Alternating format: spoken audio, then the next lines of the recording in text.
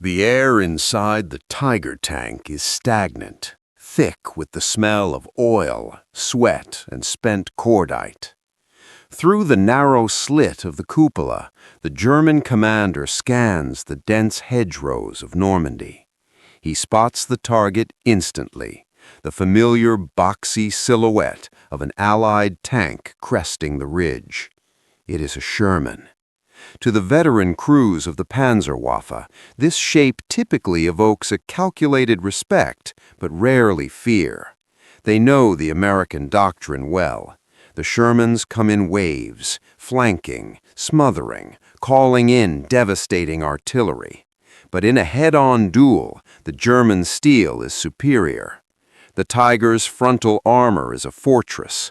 The standard Sherman's short 75mm gun is merely a hammer knocking on the door, demanding entry it cannot force. The German gunner lays his crosshairs, his pulse steady, anticipating the easy kill. But then the silhouette shifts. As the Allied tank turns, the barrel reveals itself. It is not the stubby cannon of the American production lines. It is long, impossibly long, jutting out like a lance, tipped with a distinct muzzle brake. The atmosphere inside the Tiger shifts from predator to prey in a single heartbeat. "Achtung! Firefly!" screams the intercom. The crew knows that this specific tank, modified by British ingenuity, carries the 17-pounder, a gun capable of punching through the Tiger's thickest plate as if it were parchment.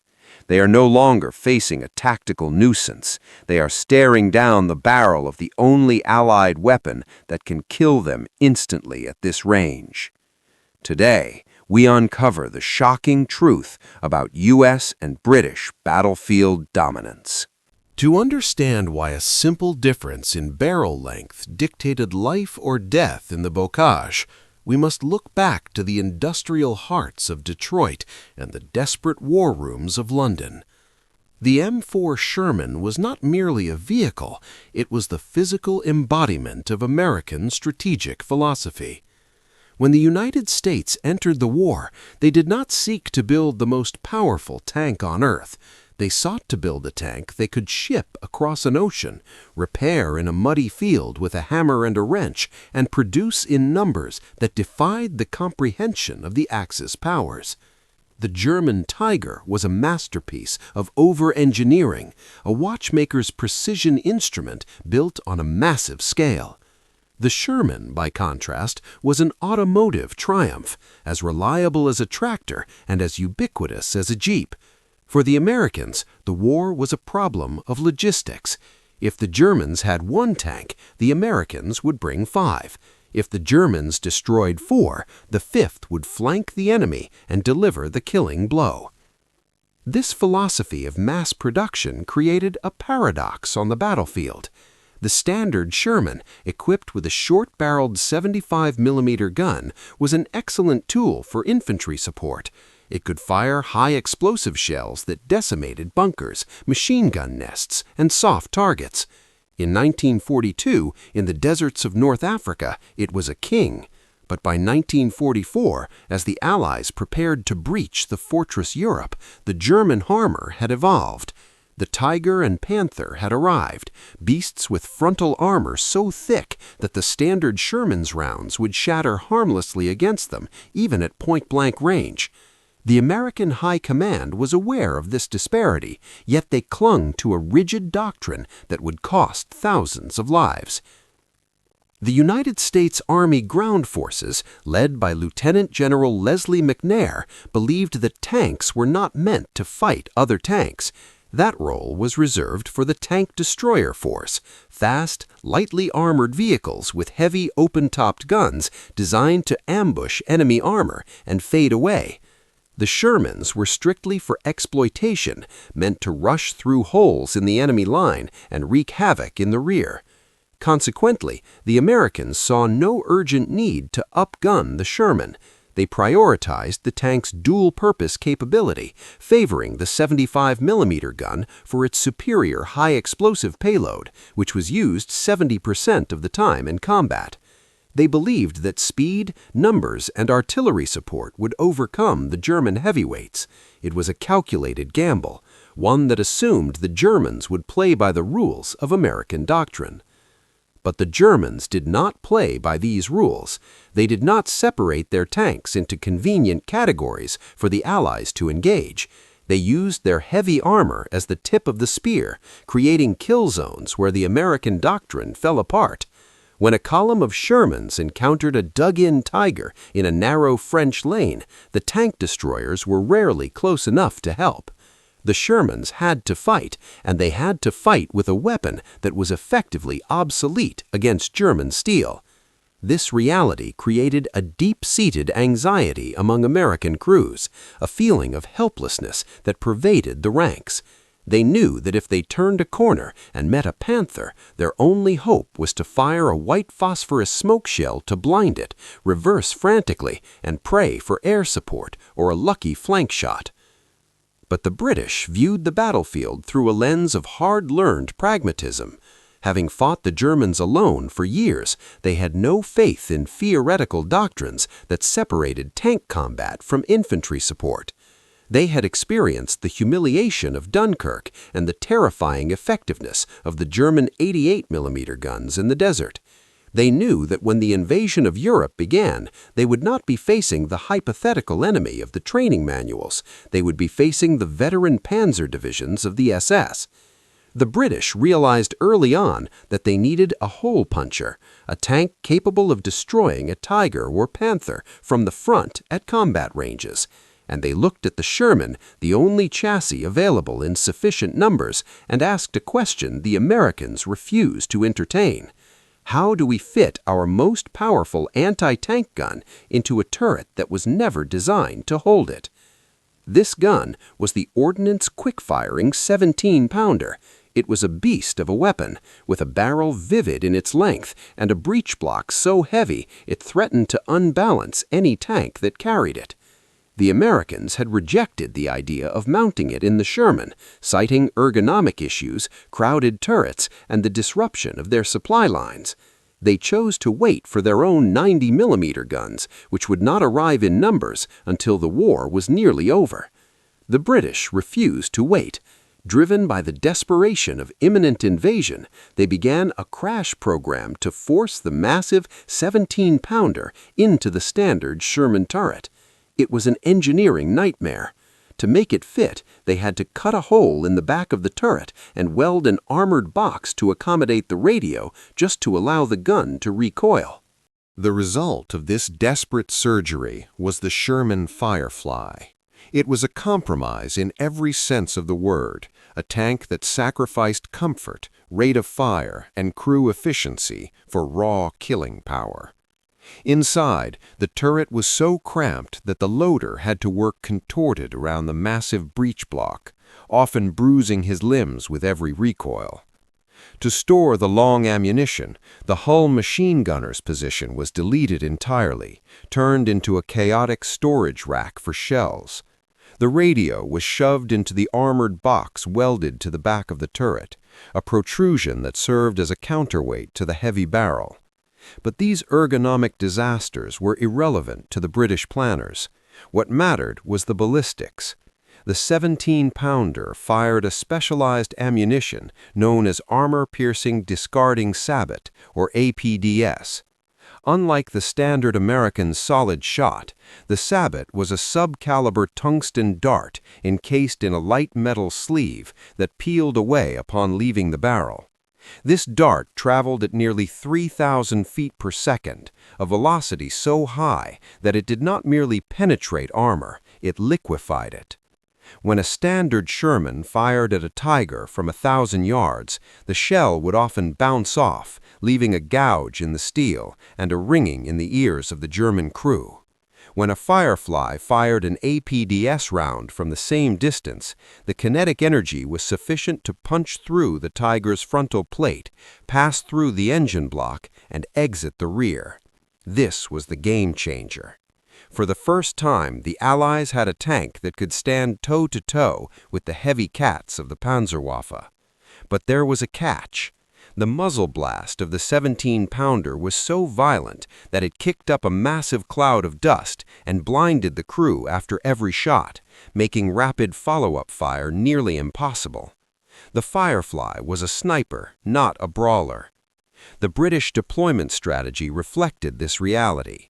They did not field entire divisions of Fireflies. Instead, they embedded them like precious gems within the standard formations. A typical British tank troop consisted of 3 standard 75mm Shermans and 1 Firefly. The standard tanks were the bait, the Firefly was the trap. The logic was cold and precise. The standard Shermans would suppress infantry and draw the enemy's attention, flushing out the German armor.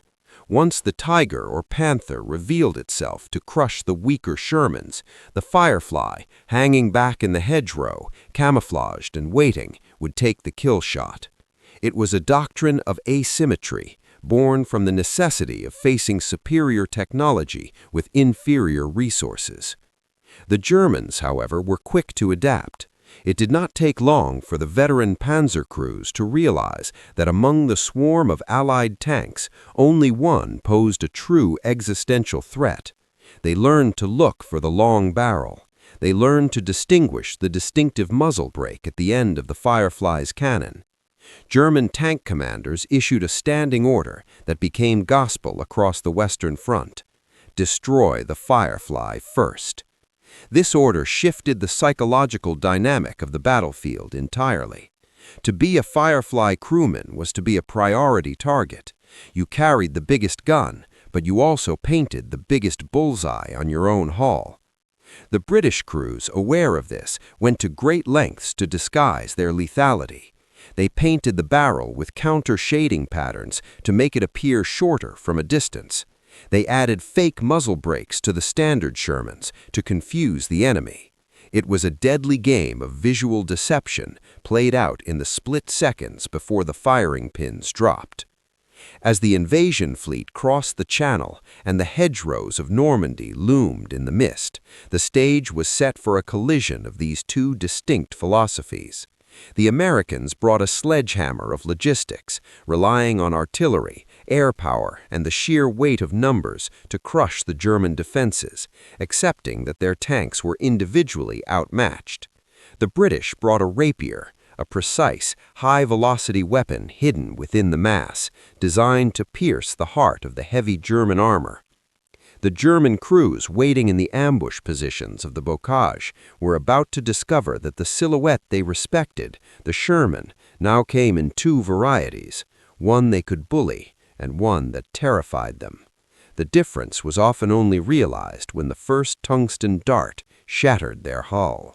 To understand the visceral difference in fear, we must descend into the turret of a Panzer IV, dug into the earth near Saint-Lô, facing the American sector. For the German crew, fighting the Americans is a sensory overload, a crushing weight of noise and high explosives that offers no respite. They call it Materialschlacht, the Battle of Materiel. It begins not with the tanks, but with the sky. The air above the bocage is never empty. The distinct guttural roar of P-47 Thunderbolts is a constant, terrifying soundtrack. Before a single American tank track turns in the mud, the German positions are hammered by artillery of a density that veterans of the Eastern Front have never witnessed. It is a storm of steel that shreds trees, collapses trenches, and shatters nerves. When the American Shermans finally appear, they do not come as duelists, they come as a swarm. Through the optics, the German gunner sees them cresting the rise, 5, then 10, then 20. They are the M4s with the 75mm guns. The German commander knows his high-velocity 75 can penetrate them easily. He gives the order to fire. The first Sherman explodes. The second is disabled, but the column does not stop. They do not pause to duel. They accelerate, their turrets traversing, spraying machine gun fire into every bush, firing high-explosive shells into every suspect shadow. The German crew feels a surge of frustration bordering on panic. They are killing the enemy, yet the enemy is advancing. The fear here is claustrophobic. It is the fear of being smothered. If the Panzer stays in its position to kill a third Sherman, a spotter plane overhead will mark it. Within minutes, a time-on-target artillery barrage will erase the grid square. Or worse, the surviving Shermans will simply bypass the position, driving through the neighboring fields to cut off the retreat. The German tank crew respects the American Sherman, not for its gun, but for its relentless persistence. They know that no matter how many they destroy, the supply line stretching back to Cherbourg is inexhaustible. To fight the Americans is to fight a hydra. Cut off one head, and the horizon fills with 3 more. It is a war of attrition where skill is rendered secondary to sheer industrial volume. But shift the scene 50 miles east to the dusty plains around Caen, where the British Second Army is grinding against the elite SS Panzer divisions. Here, the psychological texture of the battle changes abruptly. The chaotic noise of the American sector is replaced by a tense, lethal silence. The German tank crews operating here move with a paranoid caution that is absent in the West. They are not looking for a swarm, they are looking for a sniper. A Tiger commander, a veteran of Kursk, scans the ridgeline. He sees a group of Shermans halted near a farmhouse. To the untrained eye, they look identical to the tanks facing the Americans, olive drab, rounded hulls, the familiar star. But the veteran looks closer. He ignores the hull shapes and focuses entirely on the barrels. He counts them. 3 short, stubby guns, the standard 75s. But the 4th tank, sitting slightly further back in the shadows of the orchard, has a barrel that extends well past its chassis. It is the Firefly. The fear in this sector is sharp, immediate, and personal. It is the fear of the long gun. The German commander knows that the 3 standard Shermans are bait. They are moving openly to draw his fire, to make him reveal his position. If he engages the bait, the Firefly will have the seconds it needs to traverse and fire. And he knows, with a sickening certainty, that the Firefly does not need to flank him. It does not need air support. It does not need luck. At 1,000 meters, that 17-pounder can punch through the Tiger's frontal armor as if it were soft iron. German diaries from the Caen sector reveal a specific dread of this weapon. One captured letter from an SS trooper reads, "The Tommy tanks are cautious. They do not rush like the Amis. They wait, and among them there is always the one with the long nose. When that one fires, it is finished. Hans's Panther was hit yesterday. The shell went through the glacis plate and out the engine deck. There was no fire, just a hole and silence." This is the British way of war, methodical, tactical, relying on the interplay of bait and hook. The Germans respect the Americans for their inability to be stopped. They fear the British Firefly because it is the only thing that can stop them cold. In the American sector, a Tiger tank is a juggernaut, a raid boss that requires a coordinated effort of artillery, air power, and flanking maneuvers to bring down. The crew feels a sense of invulnerability against the direct fire of the enemy. They can angle their armor, sit hull down, and pick off the approaching Shermans with impunity until they run out of ammunition. But in the British sector, that same Tiger crew feels naked. Every hedgerow, every copse of trees could be hiding a Firefly. The invulnerability is gone. The psychological armor is stripped away. They are forced to engage at maximum range, to shoot and scoot, to treat the Sherman not as prey, but as a predator that has finally grown teeth. This psychological burden manifests differently in the terrain itself. In the American sector, the fear is acoustic and chaotic. As the weeks drag on, the Germans notice a terrifying evolution in the American tactics. The Shermans stop using the roads. Following the invention of the Rhino hedgerow cutter, a crude set of steel teeth welded to the front of the tank from salvaged German beach obstacles, the American armor begins to burst through the hedgerows themselves. For a German infantryman crouching in a foxhole, the world is a nightmare of trembling earth. He hears the Sherman's engine revving on the other side of the earthen wall, a mechanical growl that signifies imminent crushing death. Then the bank explodes inward. Dirt, roots, and stones are hurled into the air as the Sherman violently breaches the natural fortification, burying the defenders alive before opening fire with canister shot. The fear here is primal. It is the terror of a stampede. The Germans realize that the Americans are not merely fighting the battle, they are dismantling the geography of Normandy, bulldozing their way to the Rhine with a disregard for the landscape that borders on industrial terraforming. Contrast this with the British sector, where the fear is intellectual and precise. Here, the engagement ranges are longer, often stretching across the open fields south of Caen. The German Tiger crews, accustomed to using distance as their shield, find that the mathematics of survival have changed. In a duel with American Shermans, a Tiger commander can count the seconds between the flash of the enemy gun and the impact, knowing his armor will hold. Against the British, there is no margin for error. The Firefly's sabot round travels so fast that the impact often registers before the sound of the shot reaches the target. A German column moving across an open field might lose its lead tank instantly, the turret torn from its ring by the sheer kinetic violence of the 17-pounder. There is no warning. There is no suppression fire. There is simply the sudden, catastrophic absence of a 60-ton machine that was there a second ago. This breeds a paralysis in the German ranks. Commanders hesitate to advance, knowing that any clump of trees could conceal a Firefly that has been sitting silent and cold for hours, waiting for a side profile. The verdict from the enemy perspective is found in the interrogation reports of captured Panzer crews. When asked about the Americans, the German prisoners speak with a mixture of exhaustion and professional disdain. They describe the Americans as reckless, wasteful, but ultimately unstoppable like a rising tide. They fear the Americans because they make the war feel endless. Destroy 10 Shermans and 20 more arrive tomorrow, accompanied by a storm of aircraft that blacks out the sun.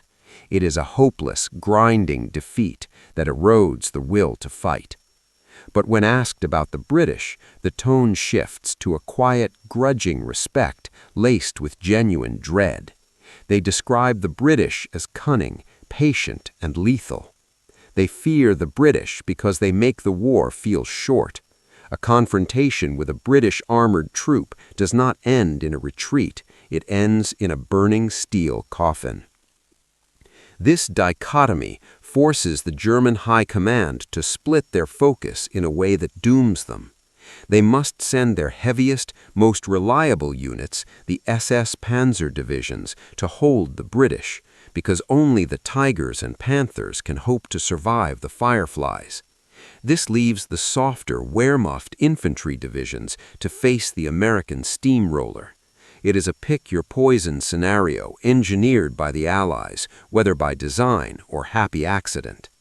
The German soldier in the West prays for bad weather to ground the American planes, but the German tanker in the East prays he does not see a muzzle brake with a spherical counterweight. Ultimately, the enemy experience boils down to a single terrifying choice. To fight the Americans is to be pulverized by a sledgehammer, a slow, loud, inevitable crushing of the bones.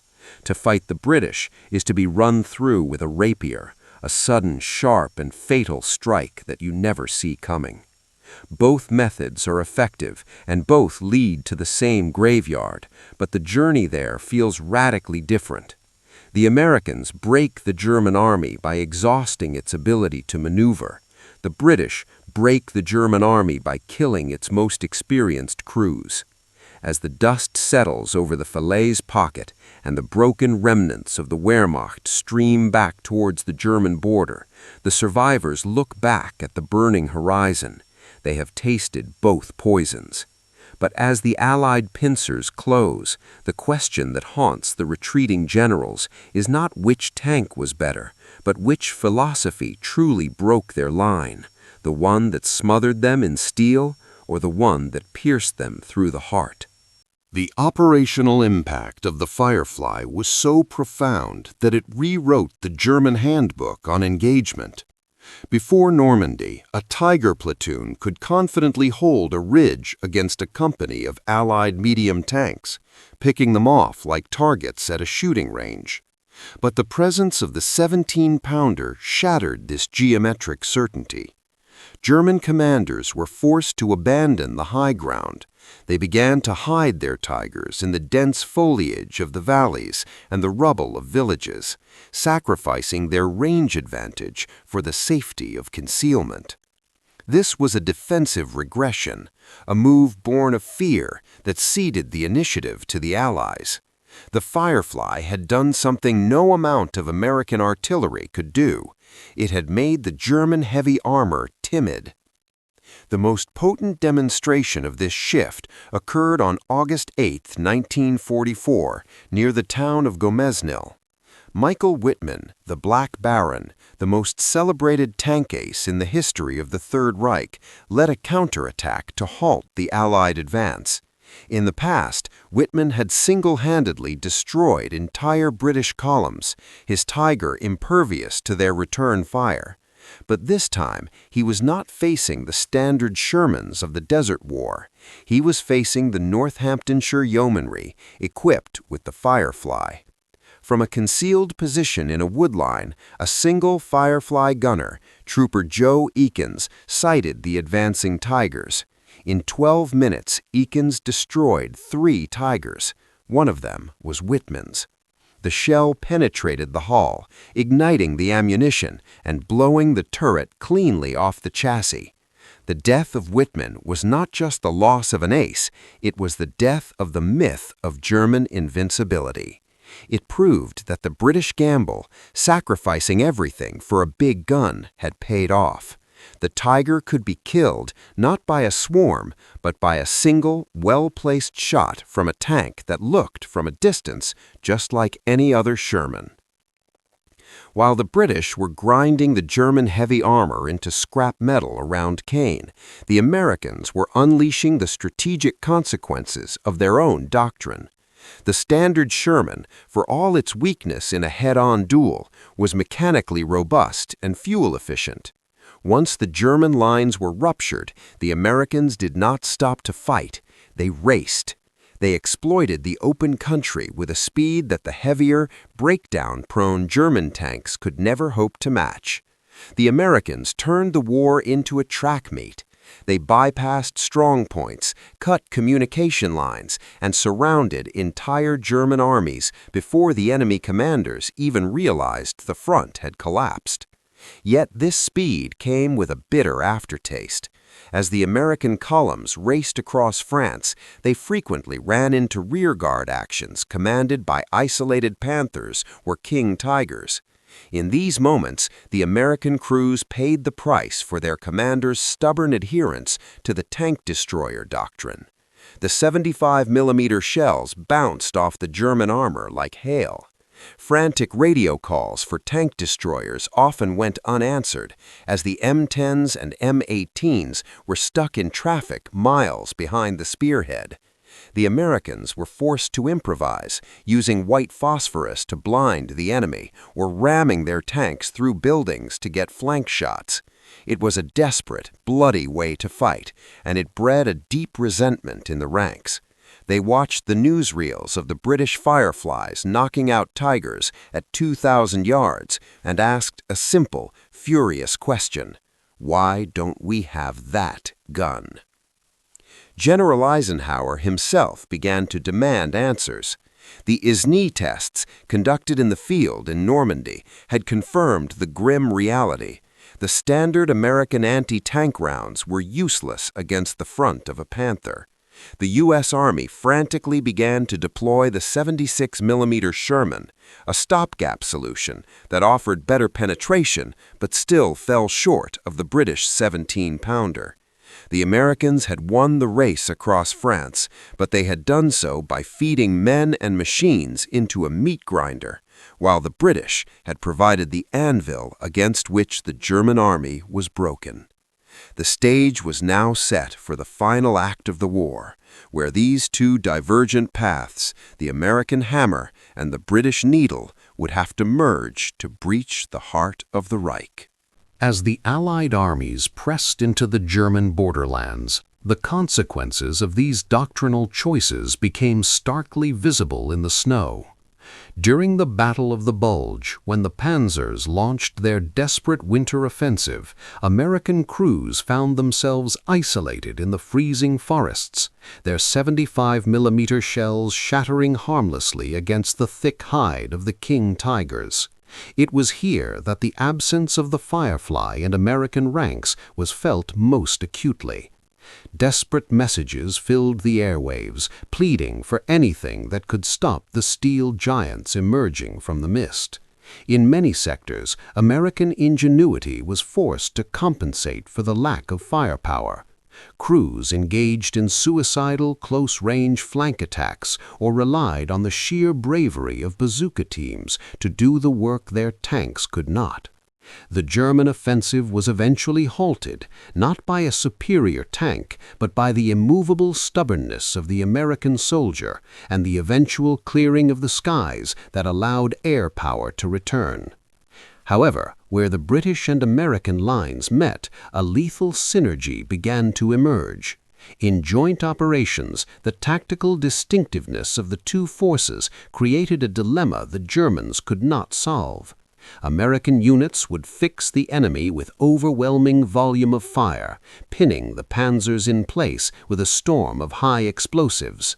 Then, British units would maneuver the Fireflys into overwatch positions. It was a hammer and anvil tactic on a grand scale. The Germans could no longer simply angle their armor towards the British and ignore the Americans, nor could they rush the Americans without exposing their flanks to the British long guns. Intelligence reports recovered from German headquarters revealed growing despair.